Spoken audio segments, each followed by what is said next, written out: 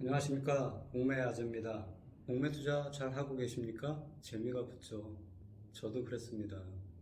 시간 가는 줄 모르고 하는 게 공매 투자인 것 같아요. 그리고 실력이 좀 붙었다고 생각할 때 그때 조심하셔야 됩니다. 왜냐하면 자꾸 마음이 교만해지기 시작합니다.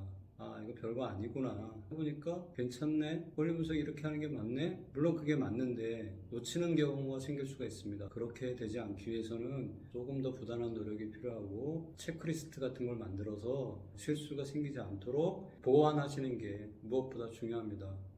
그래서 카페를 운영하면서 깜짝깜짝 놀라는 질문들이 있어요. 아주 기본적이지만 모르고 계시는 분들이 많구나. 그런 생각이 드는 것들 몇 가지를 추려서 한번 이야기를 해볼까 합니다. 도움이 되셨으면 합니다.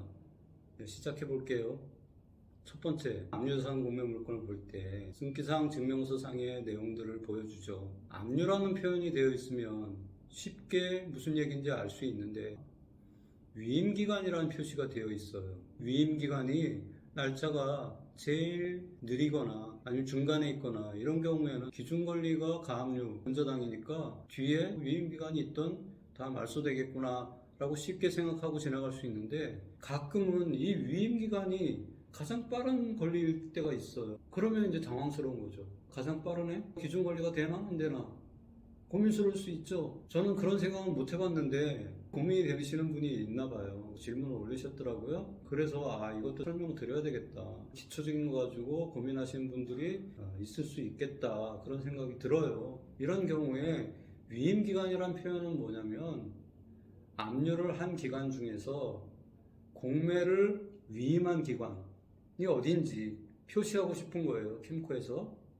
위임기간 압류 이렇게 풀로 써주면 이해하기 쉬울 텐데 압류라는 표현을 삭제한 거예요. 위임기간 이렇게만 적은 거죠. 위임기간이 언제 압류했는지 압류 설정일을 보여주는 거죠. 그래서 위임기간이라는 표현은 압류권자인데 공매를 신청한 기관이 어딘지 표시하고 싶을 때 위임기간이라는 표현을 쓴 겁니다. 결국은 압류권자인 거죠. 그 압류권자가 가장 빠르다면 기준권리가 되는 거죠. 위임기간 하나만 달랑있다 마찬가지로 기준권리가 되니까 알 수가 되죠. 두 번째, 공매자산 명세서를 보다 보면 법정기일을 찾게 되잖아요. 그 법정기일을 찾으면서 배분 요구를 한 기관들을 쭉 볼 때 교부청구라는 말이 보여요. 그러면 이 교부청구란 말은 무엇이냐? 이게 또 고민스러우신 분들도 있죠. 이 교부청구라는 표현을 쓰는 경우는 공매가 진행 중인 물건의 등기사항 증명서에 압류를 하지 않은 국가기관이지만 세금을 받을 게 있으니까 배분 요구를 할 수가 있고 그렇게 배분 요구가 들어온 경우에는 교부청구라는 표현을 쓰게 됩니다. 물론 이 교부청구한 기관들도 법정기일을 내세우죠. 당연히 권리가 있습니다. 법정기일로 따집니다. 교부청구한 내용은 압류하지 않은 조세채권자들이 청구하는 배분 요구다 라고 생각하시면 되겠습니다. 세 번째, 법정기일이 빠른 조세채권이 전액을 배당받지 못하는 경우에 그 조세채권을 낙찰자가 떠안는지 궁금해하시는 분들이 있어요. 이건 너무나 기초적인 이야기인데 이런 부분을 궁금해하시는 분들이 정말 있다는 거예요. 결론부터 말씀드리면 채무자의 체납세금이 낙찰자에게 전가되는 일은 절대로 없습니다. 내가 체납하지 않은 세금을 단순히 부동산을 낙찰받았다는 이유만으로 체납자의 세금을 떠안게 된다? 이런 일은 절대로 없습니다. 경매에서도 마찬가지입니다. 근저당권자가 돈을 다 못 받으면 아니면 가압류권자가 돈을 다 못 받으면 낙찰자가 떠안는 거 아니죠? 채무자의 채무를 낙찰자가 떠안는 일은 절대로 생길 수가 없는 일입니다. 고민하실 필요가 없습니다. 쉽게 얘기하면 경매든 공매든 낙찰 대금을 채권자들이 나누어 받는 빚잔치라고 보시면 됩니다. 빚잔치에서 돈을 못 받는 채권자들이 많이 생기게 되겠죠. 그렇지만 그 채권자들이 못 받은 빚을 부동산을 매수한 사람에게 청구하지는 않죠. 결국은 그 빚진 자에게 다시 또 쫓아가게 되겠죠. 그러니까 경매나 공매로 부동산을 팔아서 빚잔치를 하는 채무자는 그 물건 하나를 경매당하고 공매당했다고 해서 빚이 다 탕감되는 건 아닙니다. 가지고 있는 재산이 발견되면 어떻게든 빚을 돌려받으려고 하겠죠. 그 채무자의 빚이 낙찰자에게 넘어오는 것도 아니고 그 채무자의 체납세금이 낙찰자에게 전가되는 것도 아니다. 마지막으로 한 가지 더 알려드릴 얘기는 계약력을 갖춘 선순위 임차인이 확정일자도 같이 갖고 있어서 우선 면제권을 취득하면 배분을 신청할 수가 있죠. 임차인 입장에서 생각하면 전세 계약을 계속 유지하고 싶어 하면 배분 요구를 하면 안 됩니다. 배분 요구를 한다는 얘기는 법적으로 계약을 깨고 이제 이사 갈 생각이야 라고 선언하는 거와 마찬가지입니다. 선순위 대항력에 있는 임차인은 배분 요구를 할 때도 잘 따져보고 배분 요구를 해야 되는 겁니다. 계약을 종료하겠다는 의사표시가 된 거고 낙찰자 입장에서 준인이 된 다음에 임차인이 마음이 바뀌어서 계속 살고 싶어요 하면 당신이 계약을 깼으니 새로운 계약을 맺어야 됩니다. 그러니 지금 시세대로 다시 계약합시다. 이렇게 나온단 말이에요. 잘못했구나 이런 생각이 드시죠. 경매가 진행 중이거나 공매가 진행 중인 물건에 선순위 대항력 있는 임차인은 상황에 따라서 배분 요구를 할 건지 말 건지를 잘 판단해야 합니다. 그리고 낙찰자 입장에서도 배분 요구를 했는지 안 했는지에 따라서 전 소유자가 맺은 임차인의 임대차 계약을 계속 떠안고 가야 되고 그 임차인이 원하면 계약갱신 요구권까지도 떠안고 가야 된다는 사실을 인지하고 분석을 하셔야 됩니다. 수익성 분석을 정리합니다. 첫 번째, 위임기간이라는 표시는 위임기간이 압류 설정한 날짜를 이야기한다. 위임기간의 압류 설정일도 기준권리가 될 수 있다. 두 번째, 교부청구라는 표현은 공매가 진행 중인 물건에 등기사항에 압류를 설정하지 않은 국가기관 조세 채권자들이 교부청구를 하면서 배분 요구를 할 수 있다. 물론 이 교부청구도 배분 요구 종기일까지 해야 된다. 세 번째, 채무자가 체납한 세금은 어떤 경우에도 낙찰자에게 전가되지 않는다. 또한 경매에서도 채무자가 진 채무 금액이 낙찰자에게 절대로 전가되지 않는다. 채권자, 조세 채권자, 공과급 채권자가 못 받는 금액이 있어도 그것은 그걸로 끝난다. 절대로 낙찰자에게 전가되지 않는다. 고민할 필요가 없다. 네 번째, 선순위 대항력에 있는 임차인은 배당 요구를 할 때 신중하게 해야 되고 입찰하는 사람 입장에서 볼 때 배당 요구를 했는지 배당 요구를 하지 않았는지에 따라서 계약 양수자가 되는지 아니면 임차인을 내보내고 새로운 임차인을 받을 수 있는지 이런 것들을 같이 종합해서 따져서 권리 분석과 수익성 분석을 해야 된다.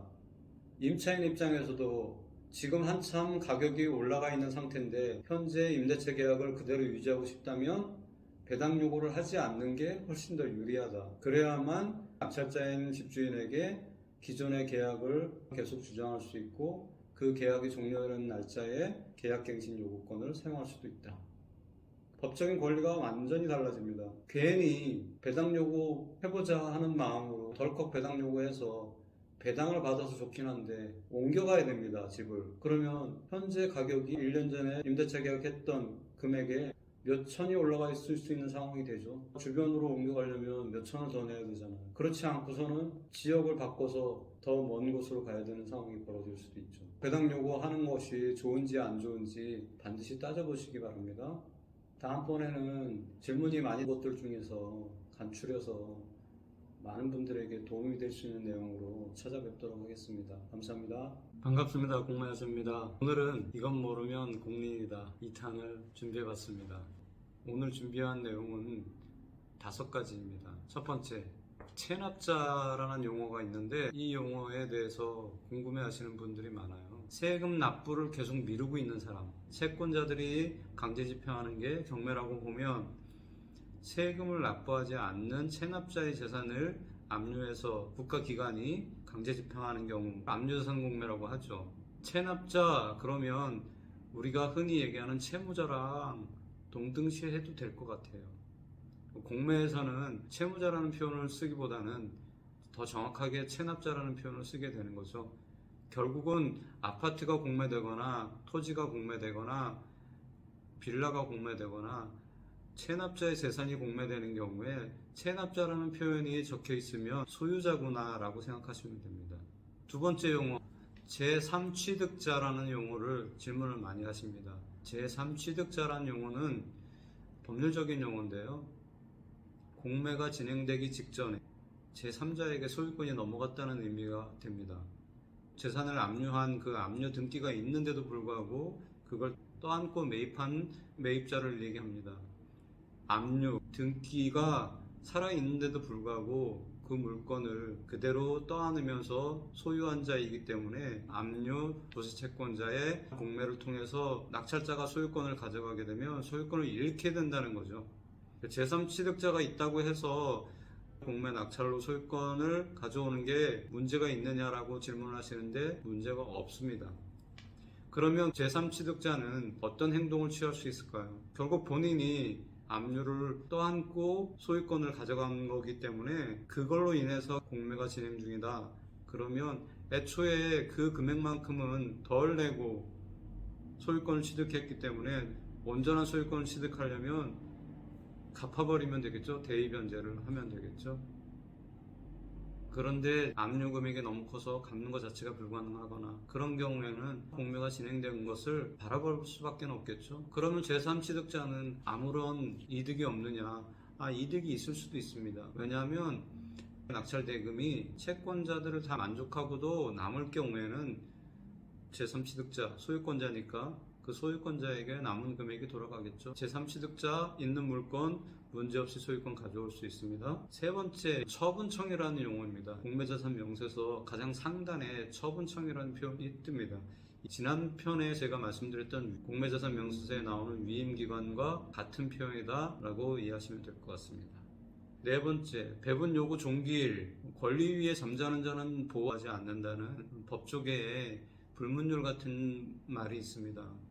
권리가 있지만 행사하지 않는 사람까지 보호할 필요는 없다라고 보는 거죠. 그러니 공매가 진행 중일 때 채권자이지만 배분을 받으려면 반드시 배분 요구를 해야만 한다는 거죠. 공매에서는 이 배분 신청을 하는 마지막 기일, 그게 배분 요구 종기일이라고 표현되어 있고, 배분 요구 종기일 날짜는 공매자산 명세서 상단에 표기가 되어 있습니다. 배분 신청한 채권자들이 명시되었는데 배분 요구일이 이 배분 요구 종기일 이내에 잘 행해졌는지 확인하는 것이 필요합니다. 배분 요구 종기일 이후에 신청한 배분 요구는 무효입니다.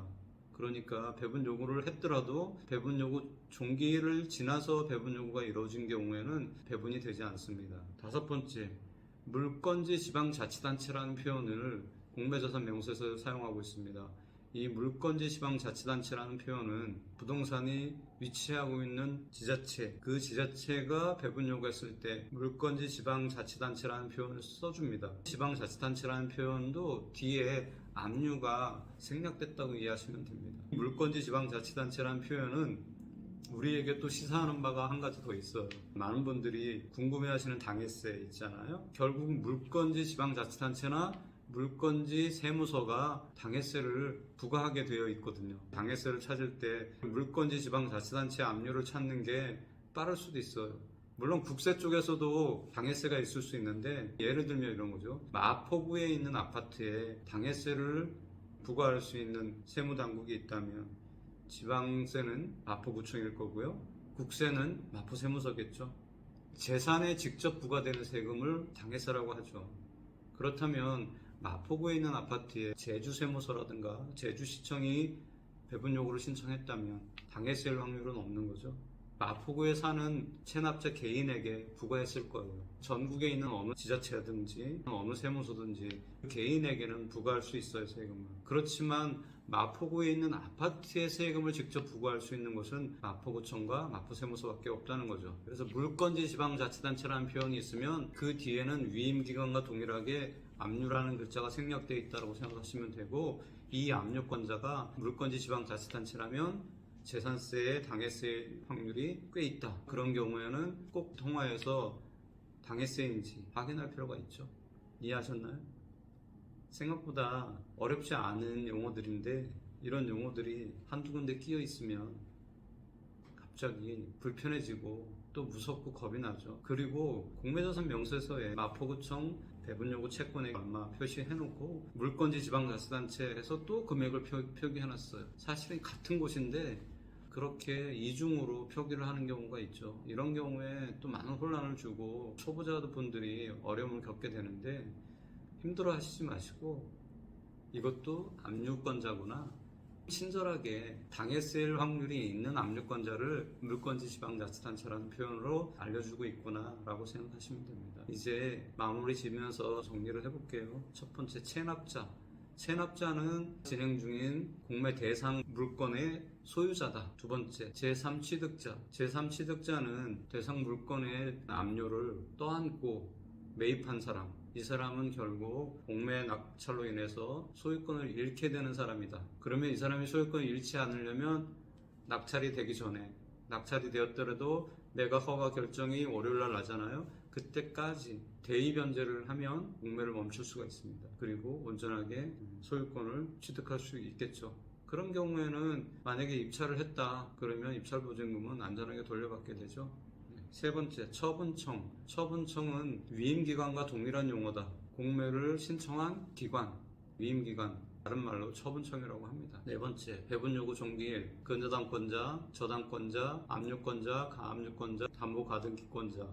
이 정도 당연 배분권자 외에는 조세채권을 포함해서 공과금 채권자, 일반 채권자까지 모든 채권자들은 배분요구 종기일까지 배분요구를 하여야만 배분을 받을 수 있다. 배분 요구가 있었던 모든 채권자들의 내용을 봤을 때 배분 요구 종기일까지 배분 요구가 됐는지 확인해 볼 필요가 있다. 다섯 번째, 물건지 지방자치단체. 물건지 지방자치단체란 공매 물건지가 있는 자치단체를 얘기하고 이 물건지 지방자치단체 뒤에도 압류라는 표현이 생략되어 있는 거다. 공매자산명세서에는 배분 요구한 지자체 이름으로 표기가 되어 있으면서 동일한 내용이 다시 한번 중복 기재된다. 그러니 너무 두려워하지 마시고 같은 곳이다라고 이해하시면 되고요. 물건지 지방자치단체라는 표현이 당해세일 확률도 암시하고 있으니까 그런 경우에는 당해세를 반드시 확인하는 습관을 들여야 됩니다.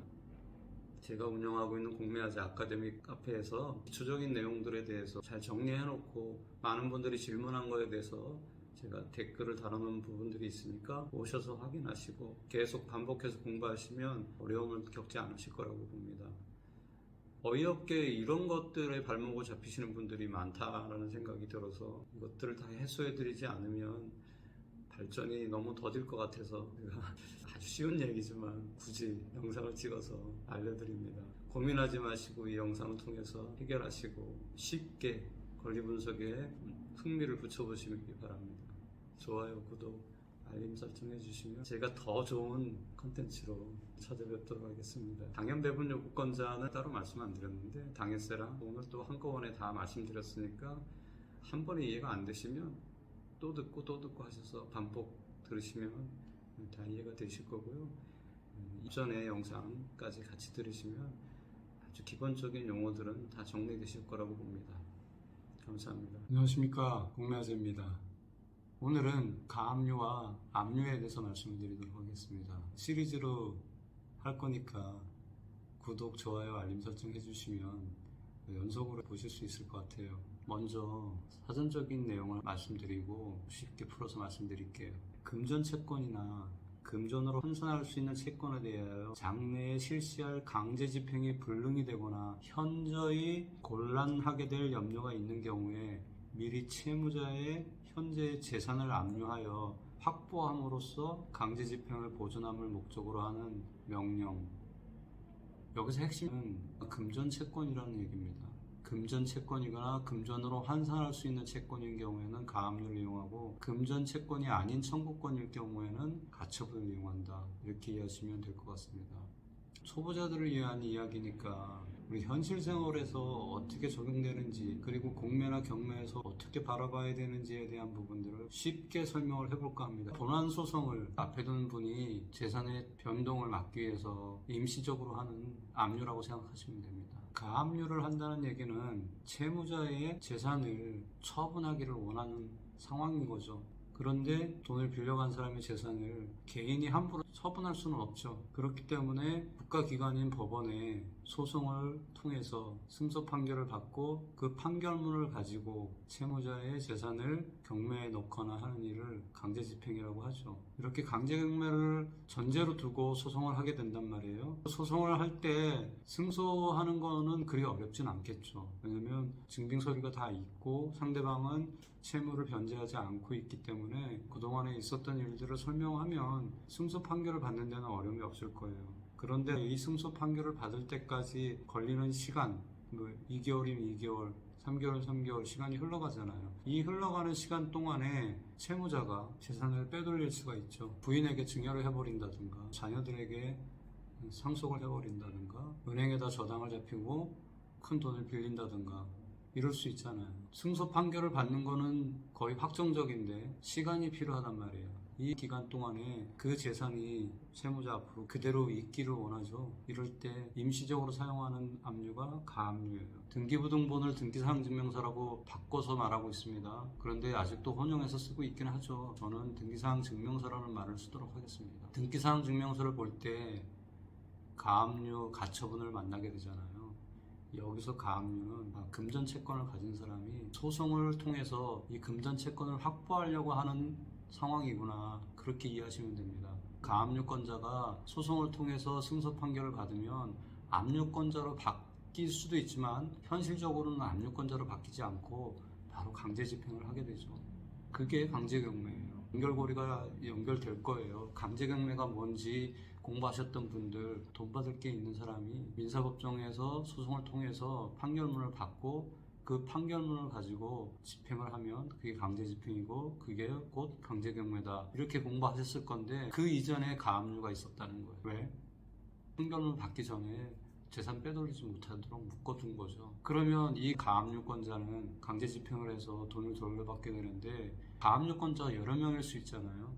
그 중에 한 명이 강제경매를 진행을 했어요. 그러면 나까지 강제경매를 할 필요는 없잖아요. 그냥 가압류권자로 남아있는 거죠. 팔릴 거니까. 팔려서 낙찰대금이 나오고 그 중에서 배분을 받으면 되니까. 그래서 강제경매를 신청하지 않은 가압류권자들이 또 많이 있게 되죠. 나중에 배분될 때 어떻게 되느냐. 소송을 거쳐서 집행문을 받은 분은 강제경매 신청자가 되고 배당을 받죠. 그리고 바로 찾아갈 수가 있습니다. 그런데 가압류만 신청해 놓은 가압류권자들은 배당을 받긴 받는데 경매계에서 아니면 한국자산관리공사에서 공탁을 맡깁니다. 법원에다가 배당금 공탁을 합니다. 가압류권자는 공탁되어 있다는 사실을 통지받고 이제 소송을 합니다. 소송을 해서 승소 판결문을 받고 강제 집행을 하는 게 아니라 공탁금을 찾아오는 데 쓰는 거죠. 공탁금을 찾아오는 걸로 배분받게 됩니다. 물론 가압류를 하기 위해서도 공탁금을 걸어야 됩니다. 왜냐하면 무분별한 가압류를 못하도록 공탁금 제도를 이용하고 있습니다. 가압류 효력은 판결 받아서 강제 집행을 할 수 있을 때까지 재산을 지켜주는 역할을 하는 거죠. 이럴 때 이걸 가압류라고 합니다. 그러면 압류가 또 궁금해지잖아요. 지방자치단체라든가 세무서들은 국가기관인 경우에는 사법부의 판단 없이도 바로 압류할 수 있다는 거죠. 그래서 조세채권자들은 바로 압류가 들어오죠. 2005년도에 조세채권과 동등한 위치까지 올라온 4대 보험료, 공과금 채권자들도 압류가 들어오죠. 등기상에 압류가 되어 있는 경우에는 조세채권이나 공과금 채권이라고 보시면 되고요. 일반 개인 채권자들은 보통 가압류를 하게 되죠. 물론 승소 판결을 받아서 압류 등기도 할 수 있지만 승소 판결을 받으면 압류 등기를 하기보다는 바로 강제 집행을 하게 되는 경우가 대부분이죠. 강제 집행이 결국 강제 경매인 거죠. 그러니까 경매 물건에서 가압류가 많죠. 물론 임의 경매도 있으니까 근저당도 볼 수 있는데 가압류가 그래서 등기된다. 가압류권자들은 본안 소송을 앞에 두고 소유권의 변동을 막기 위해서 가압류를 한다고 보시면 되고, 이 가압류권자들은 경매나 공매의 당연 배당권자인데 바로 배당받을 수는 없어요. 공매에선 배분을 할 때 공탁을 걸어 놓게 됩니다. 그러면 가압류권자가 후에 소송을 통해서 승소 판결을 받은 경우 승소 판결문을 가지고 공탁금을 찾아갈 수 있도록 이렇게 일처리가 진행됩니다. 누군가가 어려워져서 경매나 공매가 진행된다면 그 사람은 세금도 체납했을 거고요. 채무도 갚지 못하는 상황이겠죠. 그러니까 경매도 진행되고 공매도 진행될 수 있다. 등기에는 가압류도 많이 걸려있고 압류도 많이 걸려있을 수 있다. 그렇게 보시면 됩니다. 구독, 좋아요, 알림 설정 해주시면 다음 시간에는 가처분을 들고 오도록 하겠습니다. 감사합니다. 반갑습니다. 공매아재입니다. 두 번째 시간, 오늘은 가처분입니다. 시리즈로 법률 용어에 대해서 초보자들을 위해서 진행하고 있습니다. 구독, 좋아요, 알림 설정 해주시면 시리즈물을 연속으로 받아보실 수 있으니 꼭 눌러주시기 바랍니다. 사전적인 의미를 먼저 말씀드리고 그 다음에 풀어서 말씀드려 볼게요. 가처분, 민사소송법에서 금전 채권이 아닌 청구권에 대한 집행을 보존하거나 권리관계의 다툼에 대하여 임시적인 지위를 정하기 위해서 법원이 행하는 일시적인 명령이라고 표현되어 있습니다. 쉽게 말씀드리면 가압류 가처분 무슨 차이가 있느냐? 금전 채권이거나 금전으로 환산할 수 있는 채권인 경우에는 가압류를 이용하고 금전 채권이 아닌 청구권일 경우에는 가처분을 이용한다. 이렇게 이해하시면 될 것 같습니다. 최대한 예를 들어가면서 설명을 해볼게요. 가처분은 실생활에서 사용될 수 있는 부분입니다. 물론 가압류를 통해서도 부동산의 소유권 변동을 막을 수 있지만 이 가처분도 많은 경우에 사용될 수 있습니다. 공매, 경매와 아주 밀접한 부분이 있는데요. 명도할 때 많이 사용하죠. 인도명령이나 명도소송 전에 점유이전 금지 가처분이라는 걸 하죠. 점유이전 금지 가처분이라는 얘기는 인도명령이나 명도소송을 하기 전에 점유자가 점유를 변경하는 경우가 생길 수 있죠. 특정 점유자를 대상으로 인도명령이나 명도소송을 진행 중인데 점유자가 갑자기 다른 사람으로 점유권을 변경해버리면 승소 판결을 받아서 집행문을 가지고 왔는데 점유자가 바뀌어 있으면 또 그 점유자를 상대로 똑같은 일을 또 해야 되지 않습니까? 이런 경우에 금전 채권이 아니니까 가처분이라는 제도를 이용해서 점유를 변경하지 못하도록 박아두는 행위를 할 수가 있습니다. 점유이전 금지 가처분을 해놓으면 현재 점유자를 상대로 한 인도명령이나 명도소송에서 확정된 집행문을 가지고 그 점유자가 변경되어 있더라도 가처분이 되어 있는 상태에서는 점유 변경을 인정하지 않으니까 이전 점유자를 통해서 받은 명도소송 판결문을 집행할 수가 있다는 거죠. 요즘 토지에 관심이 많다 보니까 많은 분들이 공유지분에 대한 투자를 많이 하시잖아요.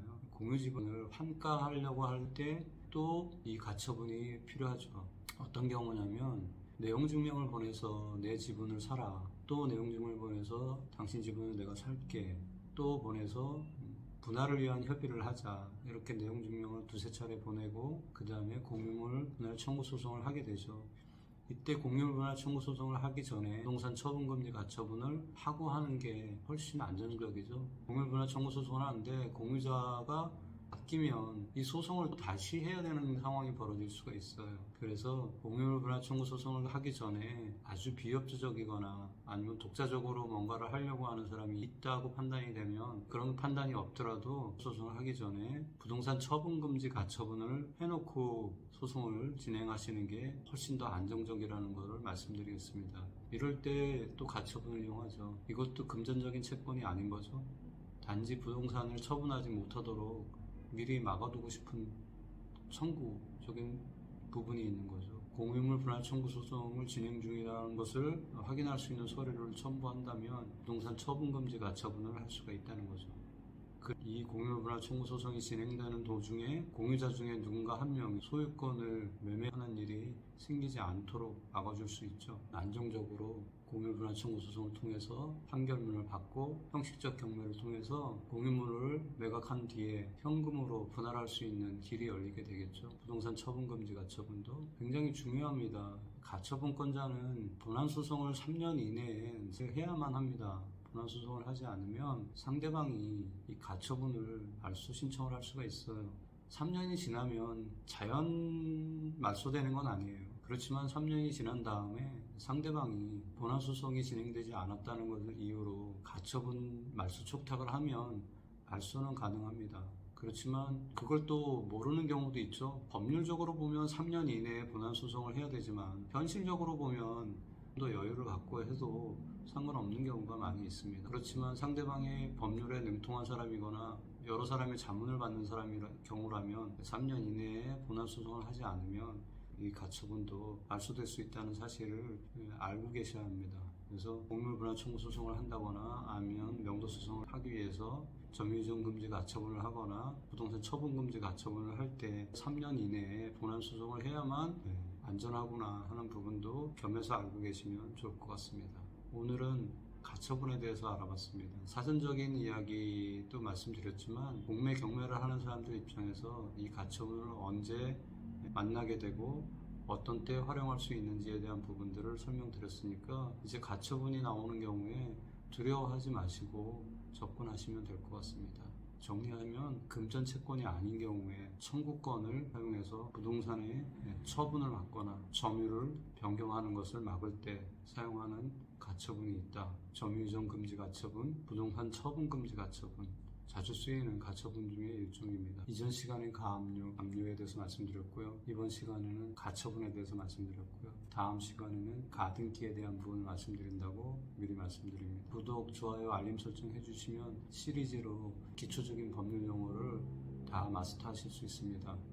감사합니다. 반갑습니다. 공매아재입니다. 지난 시간에 가처분에 대해서 말씀드렸는데 초보자들에게 필요한 가처분을 제가 말씀드렸어요. 점유이전 금지 가처분 그리고 부동산 처분 금지 가처분에 대해서 말씀드렸죠. 가처분에 대해서 아주 상식적인 얘기들을 말씀드렸는데 이후에 피드백으로 가처분이 그렇게 쉬운 것만 있지 않은데 그것만 말씀하시면 가처분을 너무 우습게 보고 권리분석을 그르치는 일이 생길 수 있겠다 지적들이 있어서 후속편으로 조심해야 될 가처분도 있다라는 말씀드립니다. 오늘 말씀드리는 가처분은 초보자들에게는 좀 어려울 수 있는데 기준 권리 이후에 있는 후순위 가처분이라도 말소가 되지 않는 예외사항들 그리고 가처분이 말소는 되지만 본안소송의 결과에 따라서 낙찰자에게 커다란 아픔을 줄 수 있는 그런 가처분들이 존재하기 때문에 그 가처분에 대해서 말씀을 드리고자 합니다. 첫 번째, 말소기준 권리 이후에 있어도 말소되지 않는 권리, 가처분 어떤 것들이 있냐면 지상물 철거 및 토지 인도 청구권 보존을 위한 가처분이 있을 수가 있어요. 보존하고자 하는 청구권의 내용이 지상물 철거를 원하거나 토지 인도 청구권을 보존하기 위해서 가처분을 한 경우에는 이 가처분은 기준권리 이후에 있어도 말소되지 않는다는 거예요. 토지 소유자가 법정지상권이 성립되지 않는 건물을 지상물 철거 그리고 토지를 인도해달라는 청구를 하기 위해서 소송을 준비 중이란 말이에요. 이 청구권을 지키기 위해서 하는 가처분은 말소기준권리 이후에 있어도 말소되지 않는다는 거죠. 그 권리분석할 때 그 가처분의 청구 원인이 지상물 철거 및 토지 인도 청구 소송을 위한 청구권이라고 되어 있으면 그 가처분은 말소되지 않는다. 건물만 경매나 공매에 나온 경우에 이 가처분이 설정되어 있겠죠. 토지 소유자가 설정한 거니까요. 이런 가처분이 신청돼 있으면 법정지상권이 성립되지 않는 것도 분명하고 본안소송의 결과에 따라서 지상물이 철거될 위치에 놓이게 되고 토지 소유자에게 인도해야 되는 상황이 되니까 이런 물건은 쳐다보지 않는 게 가장 좋습니다. 이런 물건에 발품 손품 팔아서 시간 낭비하실 필요가 없죠. 두 번째, 후순위여서 말소되는 가처분이긴 하지만 그 본안 소송의 청구권이 소유권 이전 등기 말소 청구권 가처분이 되어 있는 경우에 문제가 될 수 있는 소지가 있죠. 이걸 자세히 설명드리면 이렇습니다. 가처분을 청구한 이 사람이 지키고자 하는 청구권의 내용이 공매가 진행 중인 물건의 소유권 자체의 다툼을 갖고 있는 거죠. 소유권이 이전 소유자에게로 돌아간다면 현재 소유권자의 압류를 통해서 공매가 진행 중이고 그 압류를 통해서 낙찰받은 사람의 소유권을 빼앗기게 되는 결과가 생길 수 있죠. 이런 경우에는 낙찰받지 않는 게 현명한 거죠. 권리분석을 할 때 가처분이 말소 대상이냐 아니냐 보다 그 가처분이 보호하고자 하는 청구권의 내용이 더 중요하다는 것을 알 수가 있는 거죠. 말소기준 권리보다 후순위여서 말소가 된다 한들 그 가처분을 신청한 사람이 소유권 이전 등기 말소를 청구한 소송에서 승소가 한다면 소유권 이전됐던 등기가 말소가 되고 그 소유권에 터잡았던 압류에 의해서 진행된 공매가 다 무효가 돼버리는 거죠. 그러면 낙찰자도 무효가 되는 거고 이전 소유자에게로 소유권이 돌아가 버리게 되면 낙찰자는 완전히 소유권을 잃어버리는 결과를 낳을 수가 있죠. 이거보다 더 험악한 결과가 있을까요? 없겠죠. 지난 시간에 얘기했던 가처분, 점유를 이전하지 못하도록 막기 위한 점유이전 금지 가처분, 또 공유물 분할 청구 소송을 위해서 한 부동산 처분 금지 가처분, 그러니까 여러분들은 청구권 자체가 공유물 분할 청구라든가 아니면 명도 소송이라든가 인도명령을 위해서 해놓은 가처분들은 전혀 문제가 되지 않겠지만, 오늘 말씀드렸던 두 가지, 첫 번째는 지상물 철거 및 토지 인도 청구 소송을 위해서 가처분을 걸어놓은 경우에는 그 가처분은 말소도 되지 않을 뿐더러 그러한 지상물을 공매로 낙찰받는 것은 현명하지 않은 일이다. 두 번째, 이전 소유자로부터 현 소유자로 넘어온 소유권 이전 등기에 말소를 청구하는 소송을 진행 중인 소송 당사자가 걸어놓은 가처분은 가처분이 말소된다 한들 가처분권자가 본안 소송에서 승소하게 되면 소유권 이전 자체가 무효가 되고, 이전된 소유권을 바탕으로 압류가 등기됐고 그 압류를 통해서 공매가 진행 중이고 그 공매를 통해서 낙찰받은 낙찰자의 신분도 무효가 돼버린다. 물론 이렇게 해서 무효가 되면 낙찰 대금을 배당받았던 자들을 상대로 다시 반환 소송을 할 수는 있겠지만 그 얼마나 어렵고 긴 터널이겠습니까? 낙찰 배당자들이 금융기관이라면 물론 다 돌려받는데 문제가 없겠죠. 그런데 거기에 개인이 포함되어 있거나 하면 그 사람들은 반드시 돌려준다고 보장할 수가 없잖아요. 그리고 그 돈이 그 사람 주머니에 아직도 남아있다는 보장도 없고요. 그렇다면 길고 긴 소송을 해야 되고 그 소송의 끝이 판결문인데 돈을 돌려받는 것 자체가 굉장히 어렵겠죠. 그건 모두가 손실이죠. 그렇기 때문에 가처분은 조심해야 될 가처분도 있다라는 부분을 오늘 말씀드립니다. 어려운 가처분에 대한 부분도 잘 나눠서 판단하시고 꺼진 불도 다시 본다는 심정으로 가처분은 늘 주의 깊게 들여다보셔야 됩니다. 총괄 정리를 한번 해드리겠습니다. 가처분은 금전 채권이 아닌 청구권을 보호하기 위해서 소송을 진행하려고 하는 자가 인도명령이나 명도소송을 위해서 청구하는 점유이전 금지 가처분, 두 번째 공유물 분할 청구 소송을 위해서 하는 부동산 처분 금지 가처분, 세 번째 건물 철거 소송을 하거나 토지 인도 청구하기 위해서 하는 지상물 철거 및 토지 인도 청구 가처분, 네 번째는 소유권 이전에 대한 시시비비를 가리기 위해서 소유권 이전 등기 말소를 청구하는 가처분, 이 모든 내용들을 확인하셔야 된다는 겁니다. 가처분의 청구 원인이 등기되어 있습니다. 따라서 가처분이 문제가 없는 가처분인지 아니면 문제가 있는 가처분인지 아니면 그 결과를 더 내다봐야 되는 가처분인지 확인하시고 권리 분석을 하셔야 될 것 같습니다. 다음번에는 제가 미리 예고해 드렸던 것처럼 다시 가등기를 들고 오겠습니다. 1000만 원으로 1억을 벌었다 이런 얘기가 아니어서 재미가 없죠. 저도 그런 영상을 찍을 수 있는데 더 이상 말씀 안 드리겠습니다. 어떤 영상이 더 피가 되고 살이 되는지 아실 거니까 저는 제 갈 길을 가도록 하겠습니다. 여러분들에게 도움되는 내용들을 말씀드리고 여러분들의 공매 투자에 도움이 되실 수 있도록 더 알찬 내용으로 준비하고 이 자리에 서도록 하겠습니다. 가등기에 대한 얘기를 다음 주에는 할 건데요. 초보자들에게 좀 어려운 얘기들을 빼놓고 간다 해도 이해해 주셨으면 하는 바람입니다. 다시 가등기로 찾아뵙도록 하겠습니다. 감사합니다. 반갑습니다. 공매아재입니다. 가압류, 가처분에 이어서 가등기에 대해서 이야기해 볼까 합니다. 사전적인 의미를 먼저 말씀드리고 풀어서 설명을 드릴까 합니다. 부동산 등기법 제3조에 따라서 장래에 행해질 본등기에 대비해서 미리 그 순위 보존을 위해 하는 예비적 등기를 말한다. 이 가등기가 행해진 후 본등기가 이루어지면 본등기의 순위는 가등기의 순위로 소급된다. 처음 듣는 분들은 잘 이해가 안 되실 건데요. 본등기, 가등기 용어 자체가 낯설으실 거예요. 등기란 말은 기본적으로 이해하시죠? 등기부등본, 요즘 용어가 바뀌어서 등기사항 증명서라고 하는데 이 등기사항 증명서에 기록을 하는 걸 등기라고 하죠. 보통 소유권과 아니면 물건에 대한 변동을 기록하게 되는데 등기한다는 얘기는 권리의 관계에 변화가 일어난다는 걸 의미하죠. 본등기라는 말은 기본적으로 우리가 하는 등기를 의미합니다. 가등기랑 비교하기 위해서 본등기란 말을 사용하게 되는데 등기 그러면 본등기라고 이해하시면 되고요. 가자가 붙어있는 말은 임시로 한다는 의미가 되는 거죠. 그래서 임시로 하는 등기, 그걸 가등기라고 이해하시면 됩니다. 소유권의 변동을 가져오는 등기를 임시로 한다는 거라고 생각하시면 되겠죠. 가등기는 기본적으로 소유권 이전 가등기라는 등기가 되는데 표시는 그렇게 되지만 두 가지 정도로 나눠서 생각해 볼 수가 있어요. 매매 예약에 따른 본등기 하기 전에 등기할 수 없는 상황이 생길 수도 있죠. 잔금까지 치렀는데 뭐 세금 문제 때문이라든가 아니면 등기를 하면 제한 권리들이 들어올 수도 있는 상황이 되어서 본등기를 미뤄야 되는 경우가 있을 수가 있어요. 이런 경우에 소유권 이전 등기를 미룬 경우 이중 매매가 될 수도 있고 배도자 앞으로 발생한 채무 때문에 압류가 들어오거나 할 수도 있잖아요. 그런 불상사를 막기 위해서 본등기를 하기 전에 예비적인 가등기를 먼저 해서 순위를 보존할 수가 있어요. 이 가등기는 효력이 발생되는 건 아니지만 뒤에 이루어질 본등기에 시간적인 소급효를 누릴 수 있다는 거죠. 뒤에 이루어질 본등기가 이 가등기의 날짜로 소급돼서 효력을 볼 수 있다는 거예요.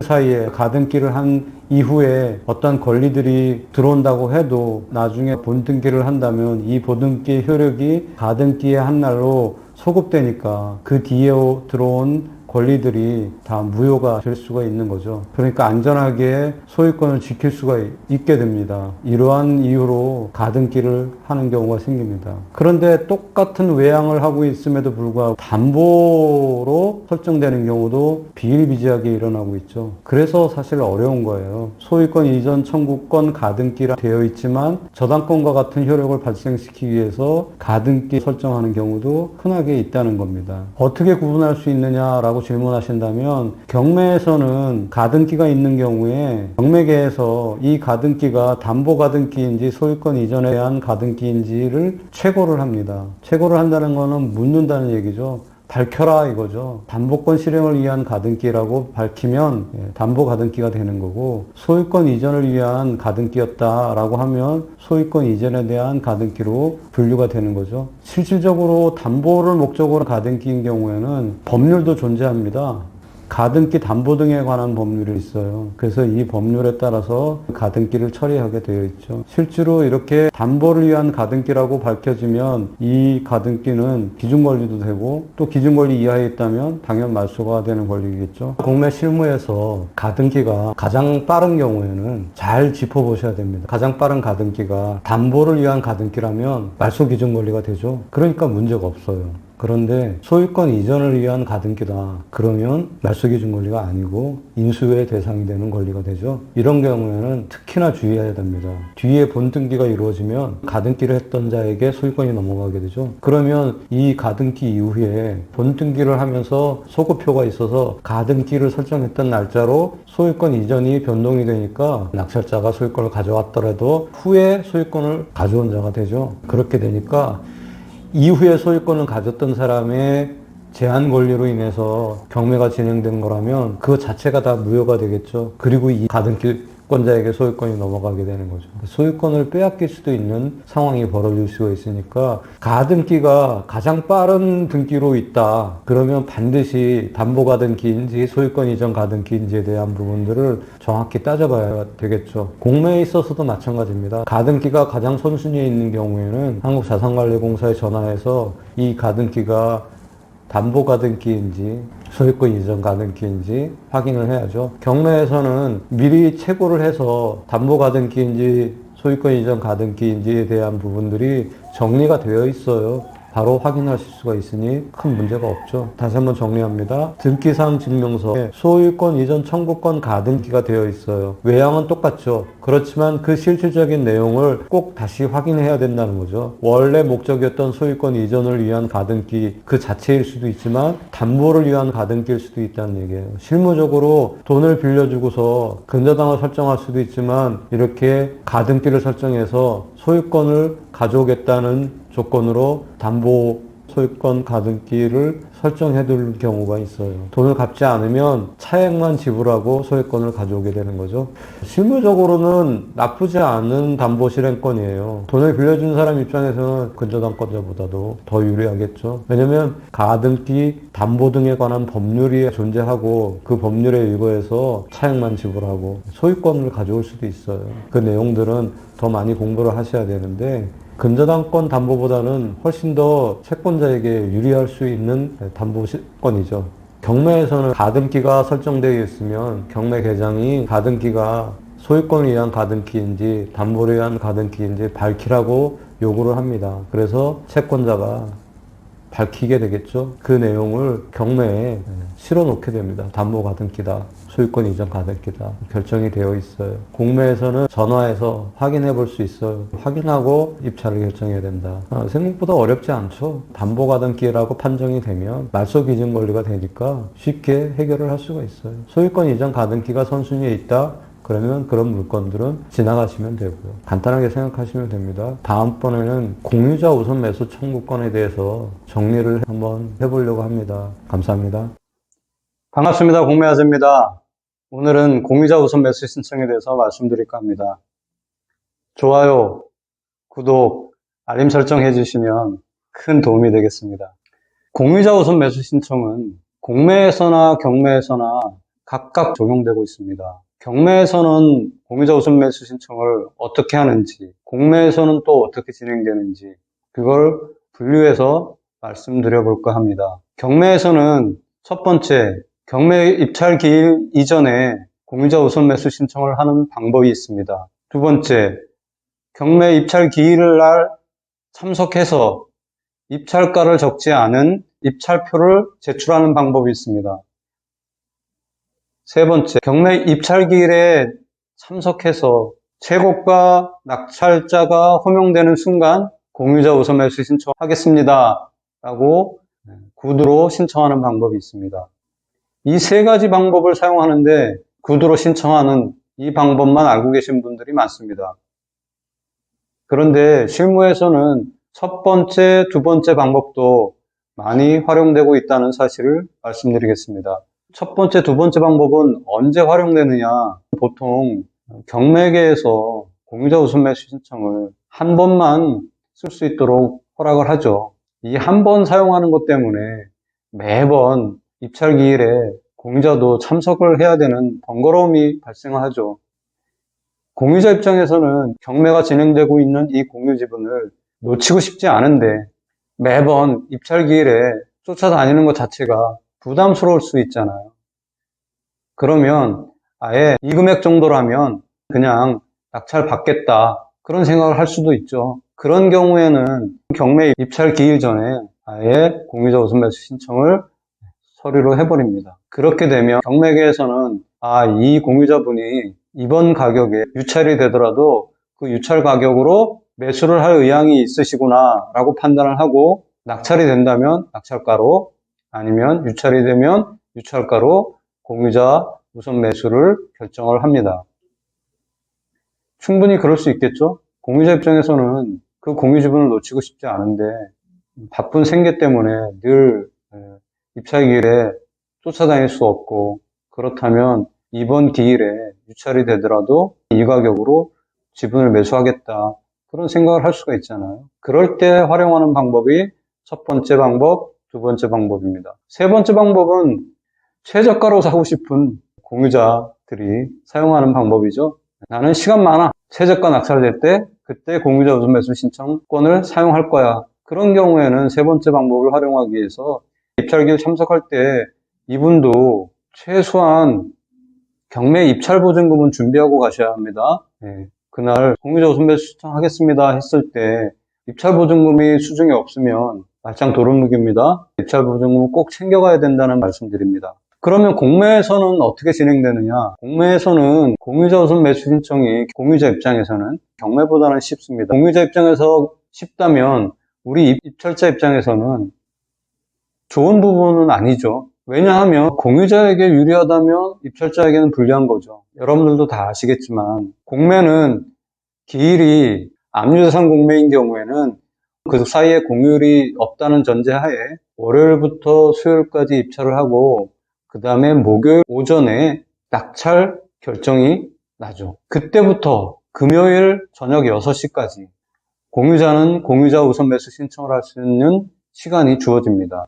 캠코 직원이 그 물건의 입찰 이력에 낙찰이라고 명기를 하고 그 물건 상단에 공유자 우선 매수 신청을 할 수 있다는 안내 문구를 올리게 됩니다.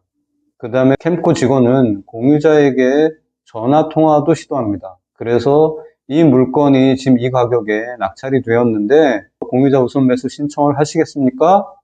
라고 질문을 하게 됩니다. 이때 공유자가 하겠습니다 라고 하면 공유자 우선 매수 신청에 대한 낙찰이 결정이 되고 낙찰자에게는 월요일 오전에 전화를 하게 됩니다. 반대로 낙찰자 입장에서는 목요일 날 낙찰이 결정이 됐는데 월요일 날 오전에 한국자산관리공사에서 전화가 온다. 그러면 물건 빼앗겼다고 생각하시면 됩니다. 왜 전화하겠습니까? 공유자가 우선 매수 신청을 해서 공유자가 낙찰이 된 걸로 변경이 되었습니다. 라고 안내하려고 전화한 거죠. 제가 경험이 여러 번 있습니다.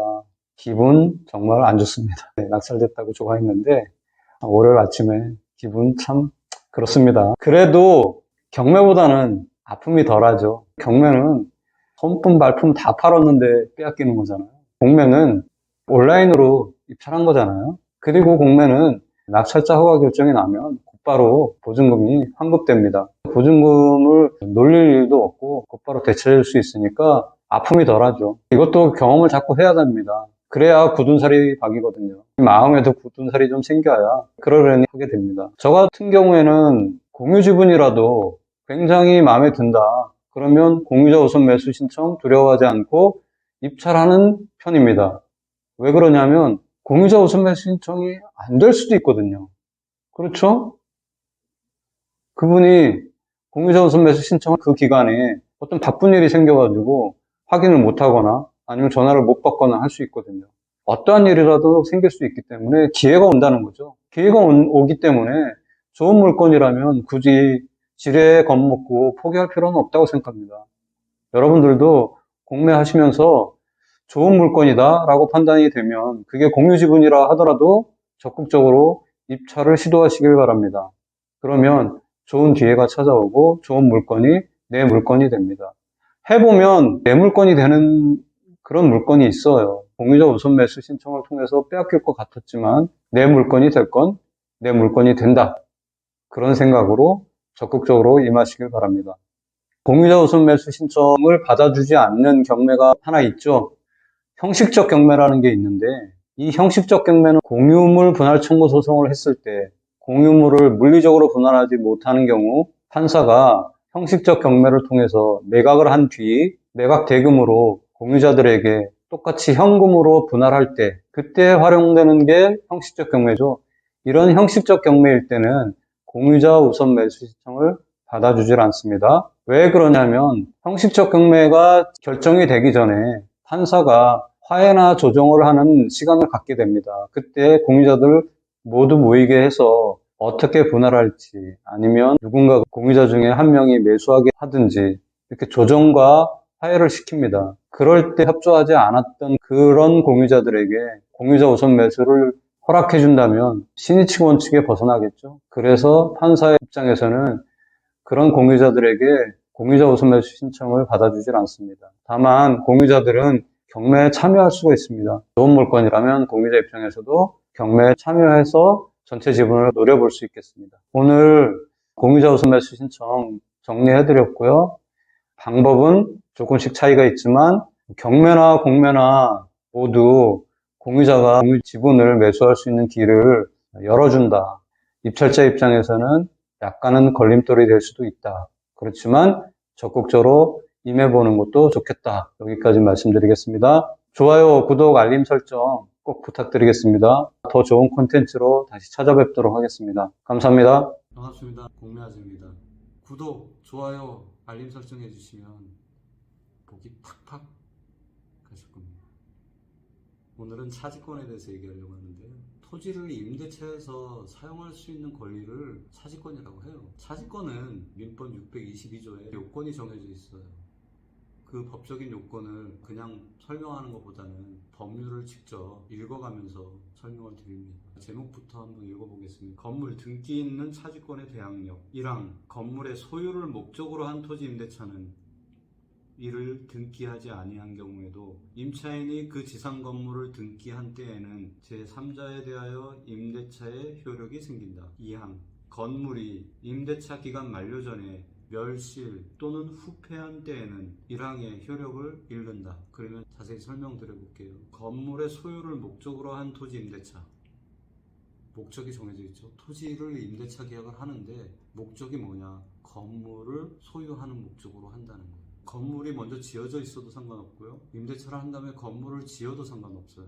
건물을 지어서 갖고 있었는데 법정지상권을 요구하기보다는 차지권을 가져야 되겠다는 생각으로 시도할 수 있죠. 토지에 임대차 계약을 하고 건물 보존 등기를 하는 거나 건물 보존 등기가 있는 상태에서 임대차 계약을 하는 거나 순서는 바뀌지만 상관없다. 그러면 차지권의 효력 발생 요건은 토지에 건물을 짓고 소유권 보존 등기를 마치면 이때부터 건물을 위한 토지의 차지권이 발생하는 거죠. 물론 토지 임대차에 대한 부분을 등기할 수도 있죠. 민법에 있어요. 임대인이 동의만 한다면 임대차 등기라는 걸 할 수가 있거든요.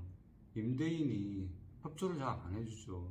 협조해준다면 차지권을 주장할 필요도 없어요. 이걸 안 해주니까 토지를 빌렸더라도 거기에 지은 건물은 내 건물이니까 내 건물을 내가 소유권 보존 등기하는 거는 나 혼자 할 수 있잖아요. 그렇게 소유권 보존 등기를 하면 그 건물을 짓기 위해서 빌린 토지에 대한 임대차에 권리가 있다는 거를 인정해주겠다는 거예요. 자, 그러면 이 차지권의 기간은 어떻게 되느냐? 토지의 임대차 계약에 터잡은 거죠. 이 권리는. 그러니까 토지의 임대차 계약이 존속하는 기간까지 토지 임대차 기간 만료 전이어도 건물이 멸실됐거나 후폐한 경우라면 흔히 얘기하는 폐가 못 쓰게 됐다는 거죠. 그렇게 된 경우에는 이 대항력이 없어진다는 거예요. 법정지상권과 차지권의 공통점과 차이점을 알아본다면 이런 거예요.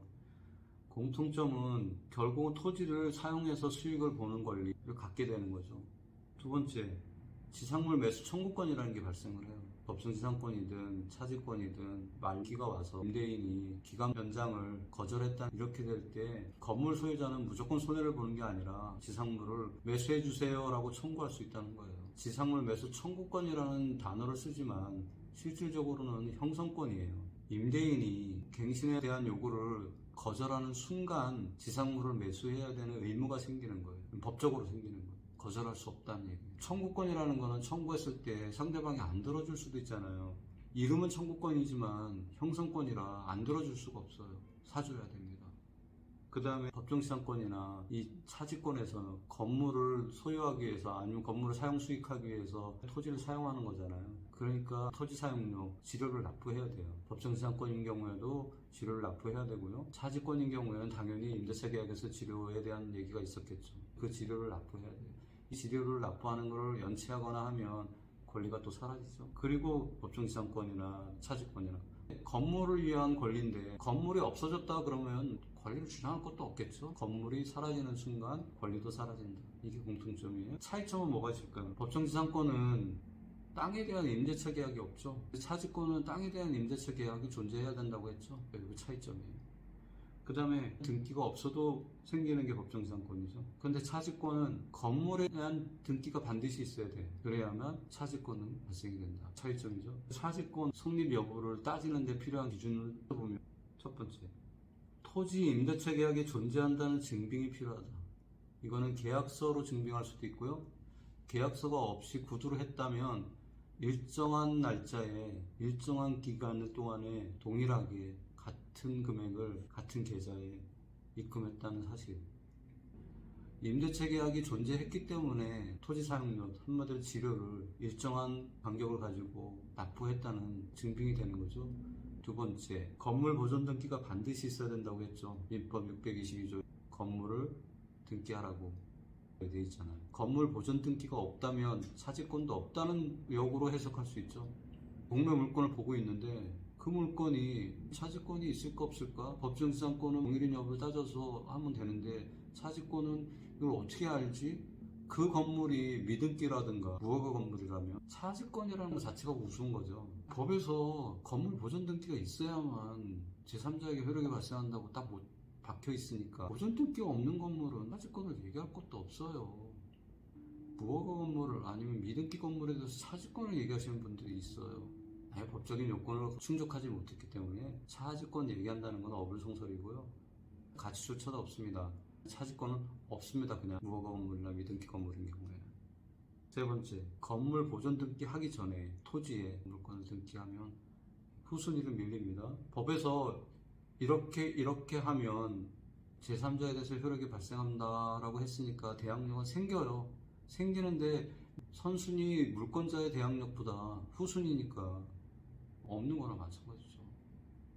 마지막으로 법정지상권이나 차지권이나 우리가 알아보는 이유가 뭐예요? 그게 성립한다 안 한다 불투명하니까 가격이 계속 떨어지겠죠. 이 떨어지는 걸 노리는 거잖아요. 그러니 결국은 차지권이 발생이 되든 안 되든 법정지상권이 발생이 되든 안 되든 우리에게는 수익을 볼 수 있는 기회가 생긴다. 법정지상권이든 차지권이든 발생할 여지가 있으면 그것만으로도 가격은 매력적으로 떨어지고 싸게 살 수만 있다면 법정지상권이 성립이 되든 차지권이 성립이 되든 무슨 상관이겠어요. 성립되면 지료를 통해서 월세로 맞추고 성립이 안 되면 지상물 철거 소송을 통해서 압박을 해서 싸게 건물을 매수하거나 그 협상이 안 된다면 승소 판결을 받아서 건물을 철거해버리는 방법도 있겠죠. 그렇게 해서 또 수익을 볼 수도 있고 성립이 돼도 수익이 나고 성립이 안 돼도 수익이 나는 게 법정지상권과 차지권 물권이에요. 두려워하지 마시고 싸게 사는 거에 집중하시면 됩니다. 그것 때문에 싸게 살 수 있다? 그러면 오케이. 구독, 좋아요, 알림 설정 해주시면 더 좋은 컨텐츠로 찾아뵙도록 하겠습니다. 감사합니다. 안녕하십니까, 공매아재입니다. 좋아요, 구독, 알림 설정 꾹. 오늘은 경매나 공매에서 적용하고 있는 차순위 매수 신고에 대한 이야기 해볼까 합니다. 차순위 매수 신고는 낙찰되지는 않았지만 낙찰자가 잔금을 납부하지 않으면 신고한 차순위자에게 낙찰 허가 결정을 해달라고 신청하는 것이 차순위 매수 신고라고 할 수 있습니다. 경매에서는 낙찰자가 호명되고 난 뒤에 차순위 매수 신고 안내를 하죠. 그때 손을 들고 차순위 매수 신고를 하겠다라고 신청을 할 수가 있습니다. 그런 경우에 퇴찰했지만 차순위 매수 신고를 함으로 인해서 입찰보증금을 돌려받지 않고 낙찰자가 잔금을 납부할 때까지 입찰보증금을 찾아갈 수 없는 상황이 됩니다. 중간에 차순위 매수 신고를 철회할 수 있느냐? 그건 불가능합니다. 그러니까 그때 결정하면 낙찰자가 잔금 낼 때까지 입찰보증금은 환급을 받을 수가 없다는 사실입니다. 다른 물건을 입찰할 때 자금의 손실이 발생할 수 있다는 부분을 충분히 인지한 상태에서 차순위 매수 신고를 하여야만 할 것입니다. 그러면 모두가 차순위 매수 신고를 할 수 있느냐? 그건 아닙니다. 낙찰 금액에서 입찰 보증금을 뺀 금액 이상으로 입찰 가격을 써냈던 사람들이면 누구든지 차순위 매수 신고를 할 수가 있습니다. 공매에서도 마찬가지입니다. 차순위 매수 신고를 할 수 있는 자격은 낙찰 금액에서 입찰 보증금을 뺀 금액 이상으로 입찰가를 적어낸 모두에게 기회가 주어집니다. 그러나 2명 이상이 차순위 매수 신고를 하는 경우에는 더 높은 가격인 사람이 선정이 되겠죠. 마찬가지로 차순위 매수 신고를 하면 낙찰자가 잔금을 납부할 때까지 입찰보증금을 찾아갈 수 없습니다. 여기서도 중도에 포기할 수 없습니다. 그러니까 자금 운용의 측면에서 볼 때 잘 판단하고 결정해야만 하는 게 차순위 매수 신고라고 볼 수 있습니다. 이해하셨습니까? 차순위 매수 신고를 하는 경우에 낙찰자가 잔금을 납부하지 않아서 차순위 매수 신고자가 낙찰자로 결정되고 또 수익을 낼 수도 있겠지만 낙찰자가 입찰 보증금을 포기하면서까지 잔금을 납부하지 않는 경우라면 깊이 생각해 봐야 되겠죠. 입찰 보증금을 포기하면서까지 잔금을 미납했다. 그 물건에 뭔가 큰 하자가 있지 않고서는 그런 일이 발생할 일은 별로 없겠죠. 차순위 매수 신고자에게 낙찰 결정이 떨어진다. 그러면 약간 불안할 수도 있습니다. 그런 부분들을 잘 한번 따져보시고 차순위 매수 신고를 하는 게 좋을 것 같아요. 정말 좋은 물건인데 아무리 봐도 어떤 하자가 없어 보인다. 그런데 입찰에 실패했다. 그런 경우에 차순위 매수 신고를 신청해서 다음번 기회를 한번 노려보는 것도 나쁘지 않은 방법 중에 하나인데 잘 선택해야 합니다. 보증금을 계속 근 한 달 정도 찾아갈 수 없는 상황이 되니까 자금 운영 측면에서는 잘 따져보시고 결정하시는 게 좋을 것 같아요. 공매에서는 차순위 매수 신고를 모든 경우에 허락하는 건 아닙니다. 공매 물건 대문사진 아래 보면 공동 입찰 가능, 대리 입찰 가능, 차순위 매수 신고 가능 이렇게 체크해서 보여주고 있습니다. 물건마다 차순위 매수 신고가 늘 가능한 건 아닙니다. 그래서 그 내용을 보시고 이 물건은 차순위 매수 신고가 가능하구나. 이 물건은 차순위 매수 신고가 불가능하구나 하는 부분들을 꼭 체크하시고 활용하실 수 있으면 좋겠습니다. 차순위라는 말이 2순위로 가격을 적어놓은 그 사람만 해당되는 게 아니고 낙찰 가격 마이너스 입찰 보증금 이상으로 입찰가를 적어낸 모든 사람들에게 차순위 매수 신고를 할 수 있는 자격이 주어지는 겁니다. 그러니까 딱 그 금액에 걸친 사람은 입찰 보증금을 한 달 정도 묵히는 그런 리스크를 안지만 그래도 한번 차순위 매수 신고를 해보는 게 좋겠다라고 판단이 들 수도 있겠죠? 그럴 때 사용해 보시면 좋을 것 같아요. 공부 삼아 해보는 것도 나쁘지 않을 것 같고요. 그래서 여러분들에게 차순위 매수 신고라는 제도가 있으니 이거를 활용해 보십시오 하고 말씀드리는 겁니다. 또 세상 일이라는 건 모릅니다. 낙찰자가 잔대금을 준비하지 못해서 포기하는 경우도 가끔 있을 수 있으니까 너무 놓치기 아까운 물건일 때는 차순위 매수 신고를 이용하는 방법도 좋은 툴이 될 것입니다. 좋아요, 구독, 알림 설정해 주시면 더 좋은 컨텐츠로 찾아뵙도록 하겠습니다. 감사합니다.